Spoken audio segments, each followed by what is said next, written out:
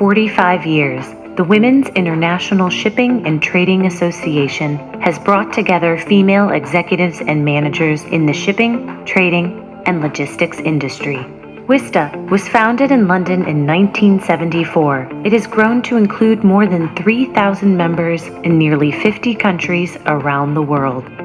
WISTA promotes increased competency and inclusion throughout the maritime sector based on 4 principles: professional, dynamic, open-minded, and committed.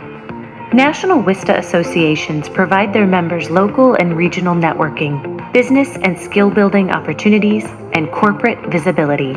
We represent most, if not all, facets of the industry. Our members are ship owners and operators, legal and finance professionals, logistics experts, mariners, engineers, and leaders in maritime technology. WISTA members have global access to an incredibly diverse network of executives in the shipping, trading, and logistics field. They can call on them for referrals, connections, advice, or business collaborations. As the broadest network of women in shipping, WISTA proudly cooperates and partners with the world's leading maritime organizations, giving women a strong voice in the future of our industry. We are WISTA.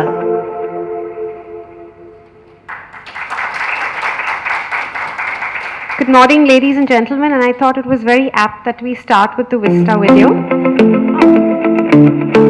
Sorry.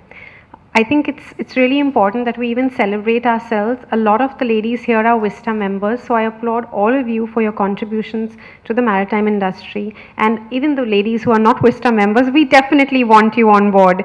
So by the end of the day, I'm sure we're going to have you as part of the WISTA network. Today, I'd like to make a short presentation on the diversity in the maritime industry. I know I'm going to be preaching to the already converted. Most of the audience here is women, but please bear with me.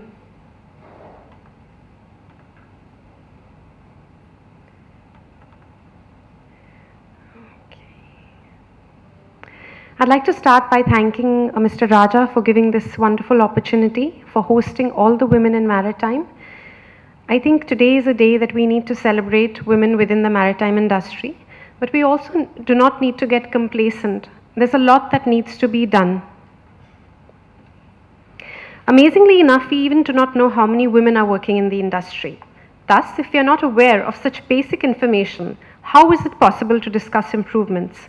That was the starting point to conducting the Sandvik survey to get baseline data for women in the maritime industry in India. The only hard figure we have is a study from many years ago by the ILO, which stated 2% of the global seafarers are women, and out of this 2%, 94% were working in the cruise sector. In the other words, the number of female seafarers working on commercial vessels is tiny. And that's another reason we need to applaud Captain Saneha here for really being a role model for all the women out there. The decisions we take today will shape up what we can do for the future. And this charts a course to a sustainable industry. What does it mean to be a woman in maritime? The shipping industry has many faces. Depending on previous experiences, various pictures might come to your head when thinking of women in maritime. Is she a tireless seafarer like Saneha, fighting the elements on deck? Being perceived as a sensitive human being, she proves we can be both, delicate and strong. Maybe she wears a suit instead of overalls. In this male-dominated industry, women like Monica lead meetings and negotiations to provide the most important solutions to their clients, spreading their product all over the world. Or is she the one at the desk, always focused and quiet like Janvi? Her dedication creates strategies that allow moving oversized cargo between the most remote destinations. And maybe she's the captain or the CEO of a shipping company, and her empathy allows her to solve problems of people before they become problems of the company. But maybe she's none of them. Maybe she isn't aware these opportunities exist. Or maybe she does, and the world convinced her it's not a place for a girl. Maybe she's none of them, but we believe she could be all of them.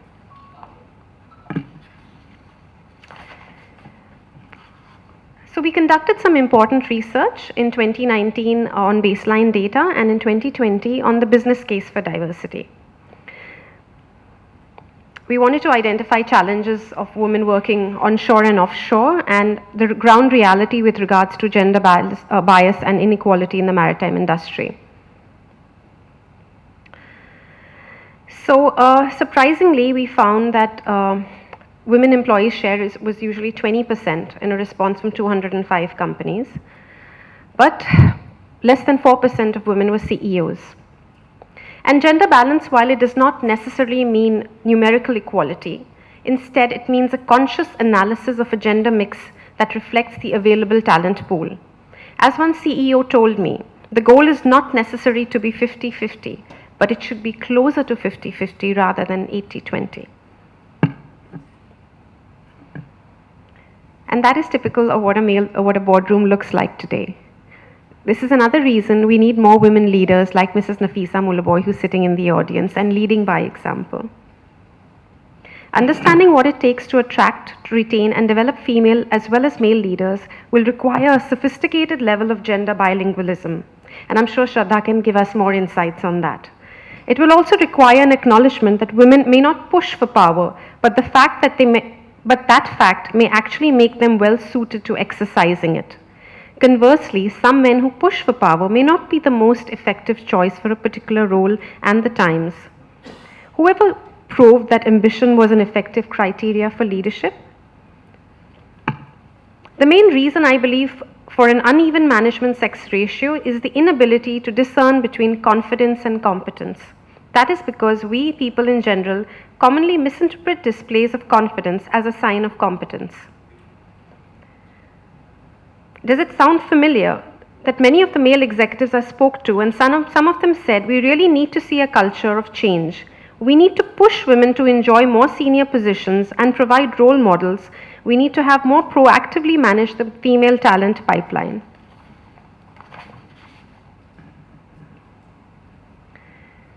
Most companies lament that when they invite job applications, the quality of women applicants is very poor.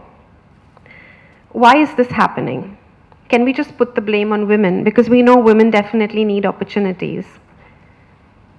If you've ever gone to a company website and read the advertisements for recruitment, you'll see most of the language used prohibits women from applying.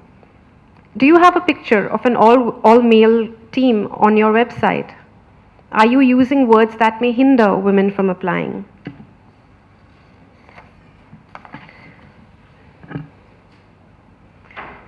Several companies said they want to have more women, but when we asked them what they were doing to support it, surprisingly we came back that they had 0% defined share of top management, 0% on-site childcare, and 0% of the respondents said they had a special regulatory body.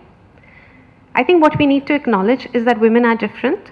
Women will have children, they will start a family, and they will need the support. And as I remember, 14 years back, when my son was born, I didn't know what to do because I wanted to get back to work.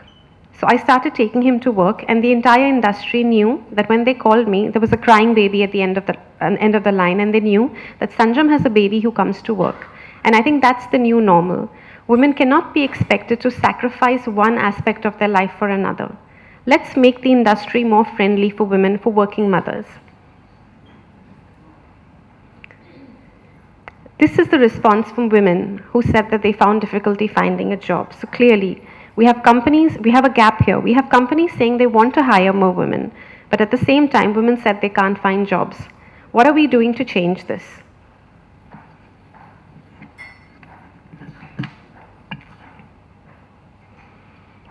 There were some simple solutions, recommendations that women wrote to us, and they said they wanted to have maternity benefits. They wanted to eliminate the gender pay gap, and that's a reality. Women get paid less for the same job. In 2020, we conducted research to understand the business case for diversity. We know that it's a moral case for diversity. Everybody knows having a good gender mix looks good on their company website. But we also know as business owners that there's a business case. Teams perform better, there's a greater profitability, there's greater innovation when there's a when there's a diverse mix within the company. When we spoke to companies, 78% said that they felt they had an inclusive culture. But this slide actually depicts the ignorance. We tend to hire people who look like us, and while most of the recruiting team consists of gentlemen, it is but obvious that they look for people who look like them. So a little bit of humor is needed sometimes in situations to make people realize what's wrong. 67% agreed with us that an increased participation of women in the organization helped their business outcomes. And I think this is where we need to reflect. We need to tell the industry it's not a moral case, it's a business case. And when we know bottom lines are important, it's important to every business owner. This is the point we need to emphasize. 45% said that increasing women's participation in the organization found greater creativity and innovation. Increase in the company's image and brand, and customer retention.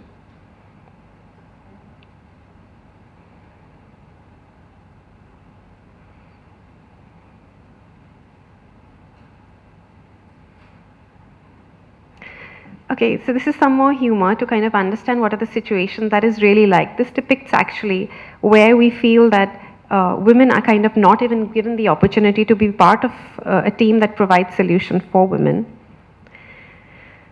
56% said that achieving gender diversity target was not linked to their business goals, and I think here is where the problem lies. We need to push for more benefits to make it a level playing field for women. Women do not need special treatment. They simply need a little additional support to make them, to let them perform their daily duties. These are some of the reasons companies cited to reject women's applications. And I think that it's an eye-opener because we find companies making assumptions on why women will not be able to balance or company or family tasks. So we spoke about the business case for female expertise in the industry. Now what needs to be done here? Company needs to clearly identify their goals. They need to communicate statements about diversity. Their initiatives aim towards women. And yet very few companies have websites that don't present statements about initiative aimed at women. And very few companies have executive teams that reflect actual gender balance. So why don't some companies succeed, or a majority for that matter, is because the CEOs don't buy it, or they have not done enough to sell it, because there are three typical reasons I got from three different companies. The top management says it's important, diversity is important, but they aren't following up with actions. We're doing this as a sort of a sense of duty rather than sense of conviction. This issue is not related to business. Is there an opportunity? Clearly, people aren't convinced. CEOs must recognize it takes time to build awareness and skills for managers to effectively lead across cultures and genders. And there's also a widespread recognition that this is one of the responsibilities of leaders and managers, not only of HR or diversity departments. This is the beginning of a journey, and the goal is not to change overnight. Instead, we are committed to making progress in reflecting the markets we serve. In addition to the ethical discourse around equality that have powered the staggering changes of the past decades, the new global reality, mixed gender balance, is one of the biggest, and I argue one of the easiest way to make companies grow, innovate, and excel sustainably. And this will require a change of frame and vocabulary. And let's start by defining some of the key gender bilingualism and gender balance. The lucky people who are going to be building the organizations of the future. Consider this. Research internationally proves that when we have 25% of a group, they have a voice, but 30% changes the culture of the group. Clearly, we need more women, and this would be better for everybody.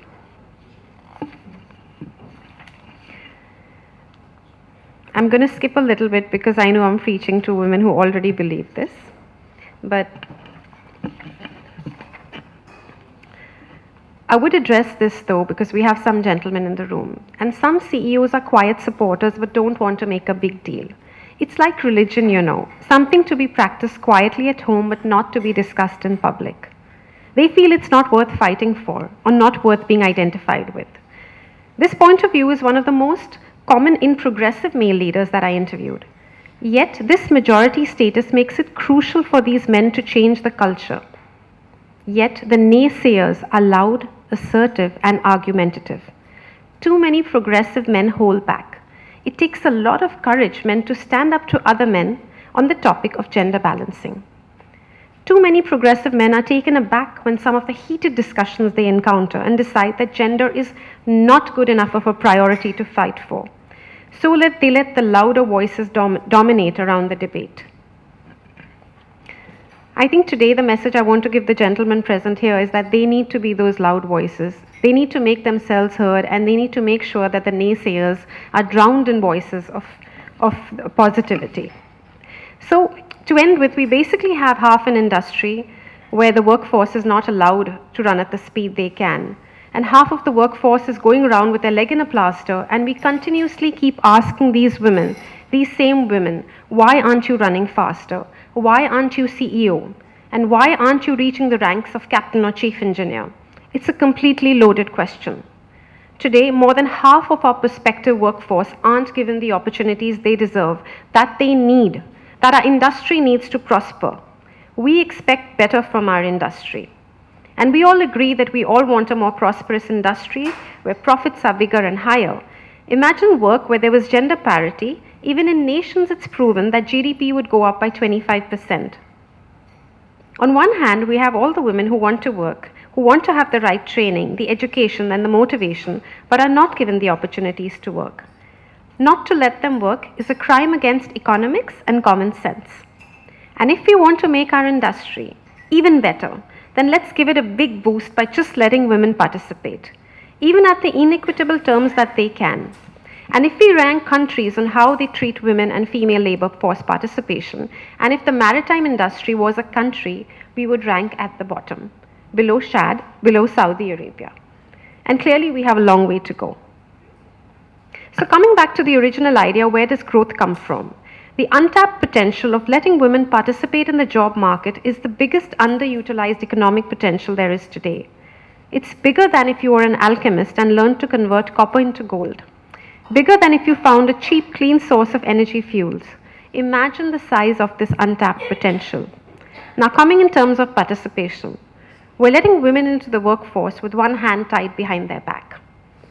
Letting them participate in equal terms will also increase productivity.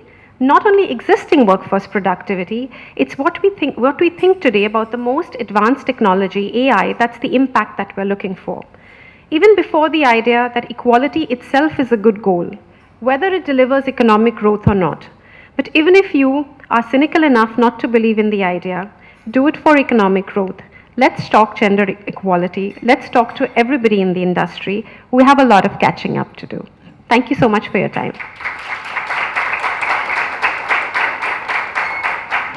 I'd just like to say a big thank you and shout out to Tenaz who helped me put this presentation together. So, thank you.